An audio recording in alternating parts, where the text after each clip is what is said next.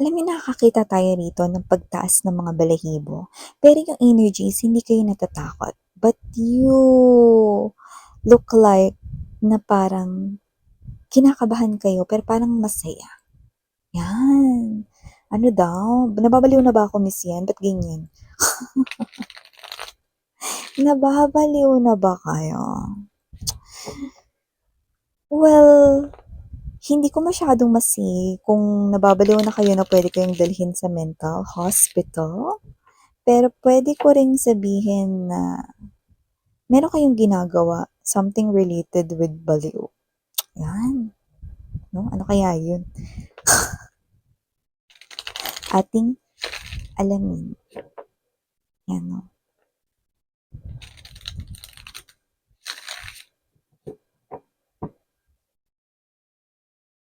Okay.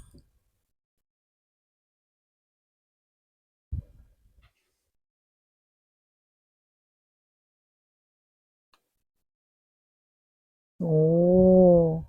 Lover's card energy and the Eight of Wands. So let's keep moving to get more informations. Yeah, ganun talaga, no? Totoo ito, Ace of Swords energy. Full card to the Knight of Swords energy. Yan, no?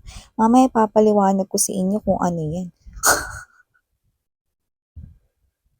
Okay, so let me continue. We have here as well the Six of Pentacles and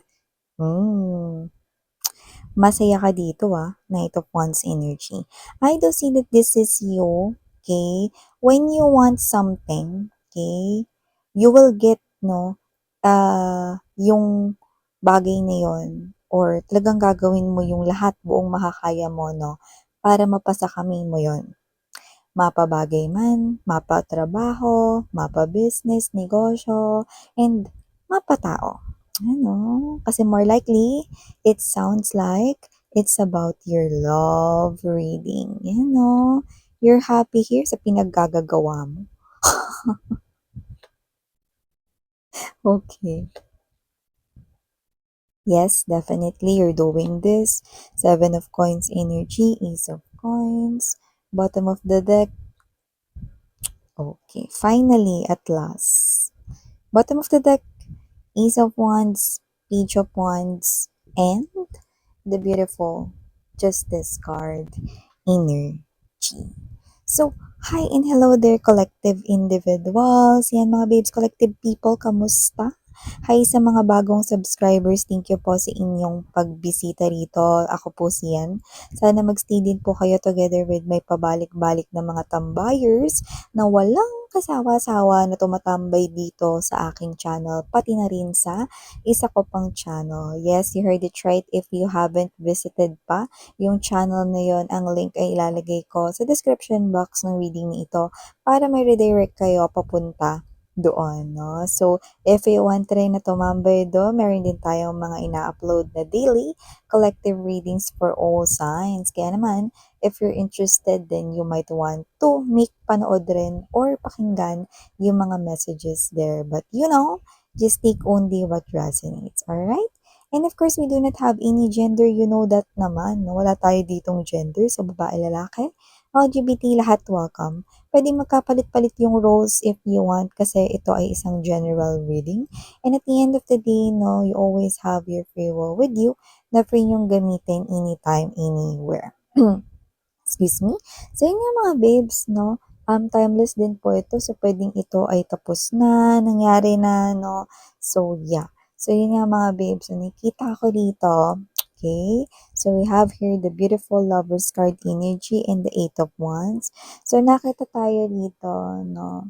Na yung iba, puwedeng kayong dalawa is konektado na talaga 'no, like kayong dalawa 'no is may in relationship na talaga kayo, like may relasyon na talaga kayo rito 'no. At yung iba naman 'no is, meron dito na parang MU na kayo, 'yan 'no. So if you're hearing mga babes na noise in the background, please, so I'm sorry about that 'no, 'yan. So going back right here, please just bear with me na lang 'no. So nakikita ko rito na puwedeng iba sa inyo may relasyon na kayo, in relationship na kayo, konektado na po kayo sa isa't isa 'no, and yung iba hindi pa kayo 'no, because this is a soul-to-soul connection. Pero parehas kayo ng nararamdaman. So, nakita ko rito 'no, na itong klase ng connection na 'to 'no, is parang patuloy na gumaganda 'no. So, yung iba siguro dating kayo with this person here 'no, or parang nagde-date na kayong dalawa. So, nakita tayo rito na ng energy na kung sino man 'no, yung mga, nakaka-resonate dito 'no, you like someone here and that someone likes you too. So, nakita tayo rito 'no, ng connection kung saan parang ito ay patuloy na papaganda. So, it looks like 'no, natural itong nangyayari. So, with the Knight of Swords energy and there's this Ace of Swords right here, full card energy, ito na 'no, kasi ganito talaga, nangyayari talaga 'to 'no, kapag in love, 'di ba? Kapag in love ang isang individual, nangyayari talaga na nakakaisip, hindi lang basta nakakaisip, 'no? Nakakaisip at nakakagawa ka rito ng mga bagay na hindi mo inakalang kaya mo palang gawin, 'no? Tapos pagtapos mo ng gawin saka mo maiisip 'no, na parang, "Nagawa ko 'yun." Yeah, those crazy things, no, happen when someone is in love. And this is you. Nakakagawa ka rito, no? Yung parang niisip mo lang dito, you're thinking about crazy things, no? You feel like you're a fool if magawa mo yun, pero little did you know, tapos mo na palang gawin. Tapos na pala, nagawa mo na pala, no? So, parang ikaw 'to 'no, na late mo na yun nare-realize 'no, yeah, because you are in love 'no. But here, okay, instead of disappointment, you feel like this with the Knight of Wands energy, masaya ka pa dito, happy ka pa dito 'no, kasi you've gained something, nakuha mo yung gusto mo 'no, nakuha mo kasi dito yung gusto mo, kaya ka masaya 'no. So, yeah, I'm gonna cite an example right here based on own experience and mga babes 'no. So, okay. So, ito 'no, example ganito yung crazy things 'no, and this is my own example 'no. So, umuulan, okay, and I always bring my umbrella because I'm a Girl Scout, okay. Girl Scout. Laging handa 'no, laging may payong, 'yan 'no. And I have this special someone, okay. I have this, crush, okay, and that person likes me too, okay. So, during that time, it's raining, I have an umbrella and meron din siyang umbrella, okay. And then, iniwan ko yung umbrella, okay, doon sa lugar kung nasaan ako. Nandun nung time na yun. Ayan, 'no. After ko malaman na meron siyang umbrella, 'yan. So, nung nagkita na kami, he asked me kung may payong ba ako. And then I said, "Oops, Soyo." 'Yan. Wala akong payong, okey. Oops, hindi ako nagsinungaling nun. Kasi bago siya nagtanong, iniwan ko na yung payong, 'di ba? So, ibig sabihin wala talaga akong payong nung nagtanong siya. So, ibig sabihin, okay, I did crazy things right here 'no, like not even thinking 'no, na binili ko yung payong na yun, na payong ko yun 'no, ng matagal na nag-aaral pa ako, pero iniwan mo yung payong mo, talaga girl.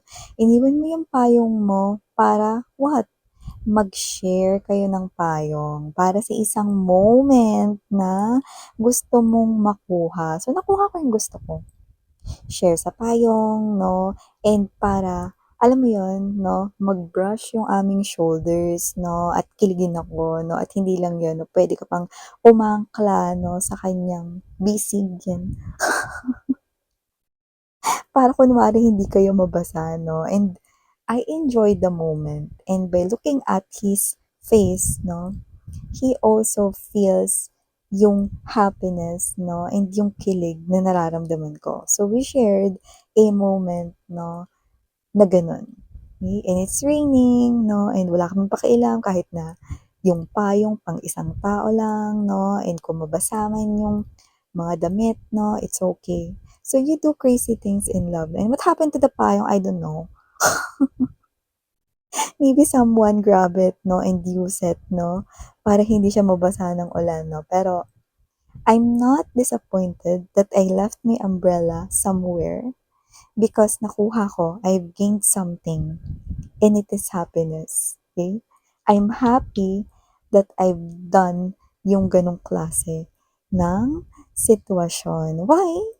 Kasi ang kapalit naman nun 'no, is yung grabeng moment na yun na sobrang ikinatuwa ng heart ko, yan 'no. So see, ang daming mga bagay 'no, na nagpapagawa sa'tin ng mga bagay na kakaiba. Wala ka ng pakialam na kung pagalitan ka ng nanay mo, "Asan yung payong?" Yan 'no. Hindi mo ba alam na yun lang yung payong natin dito sa bahay?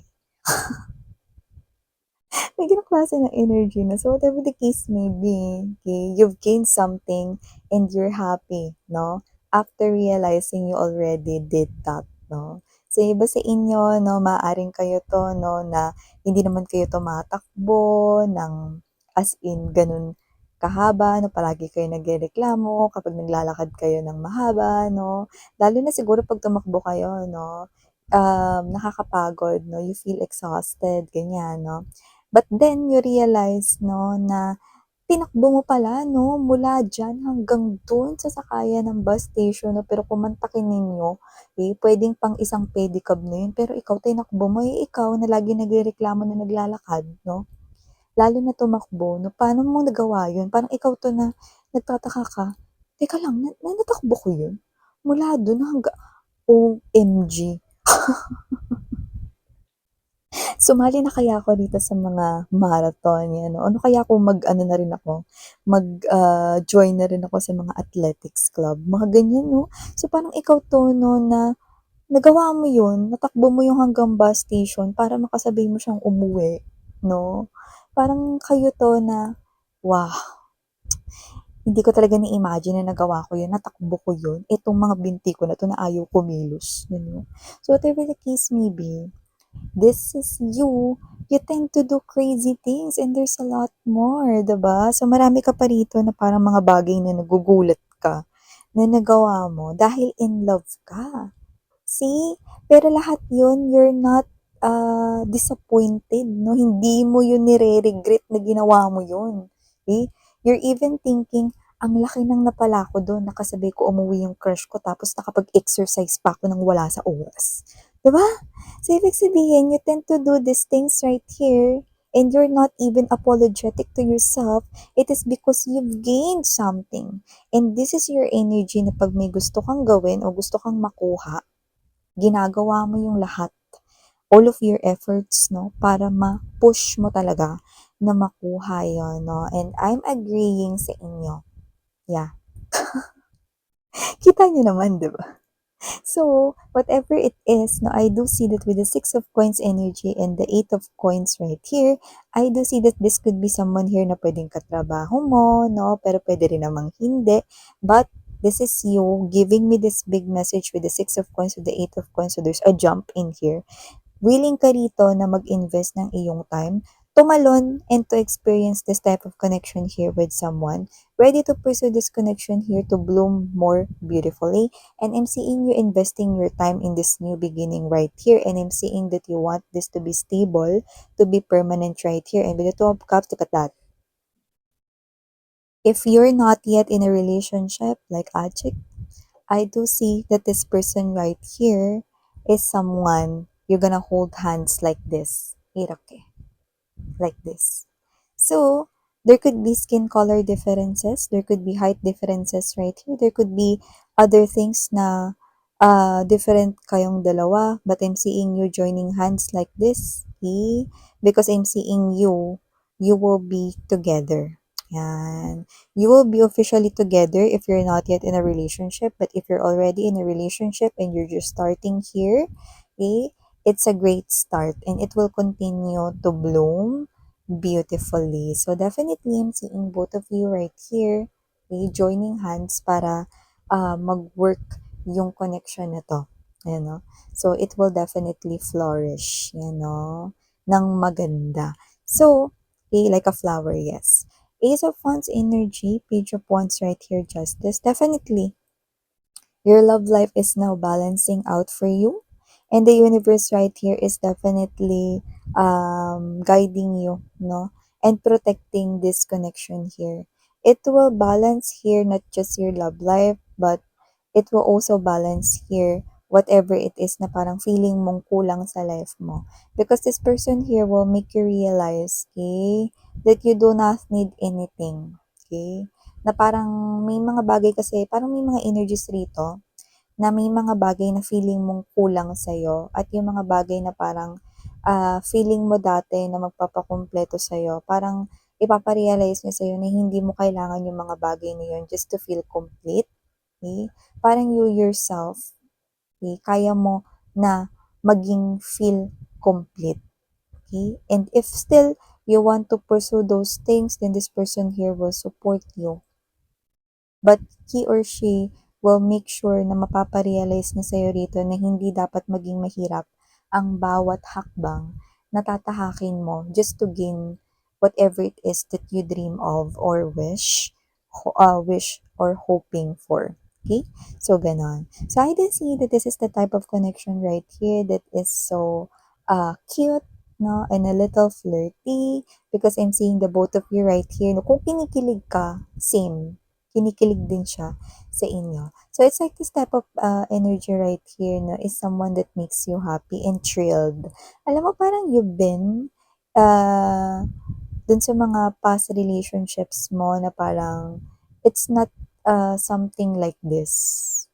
Kasi it looks like pwedeng yung past na relationship mo, no, is sabihin natin naging happy ka naman dun, but you're not really thrilled, no? Hindi mo naramdaman yung ganitong klase ng thrilled ka talaga, no? Yung talagang happiness talaga na parang kinilig ka talaga ng bongga, no? Like, with this person right here, no? Same, ganun din yung nararamdaman niya rito, no? This is the first time na meron siya ritong energy na nakakonect, no?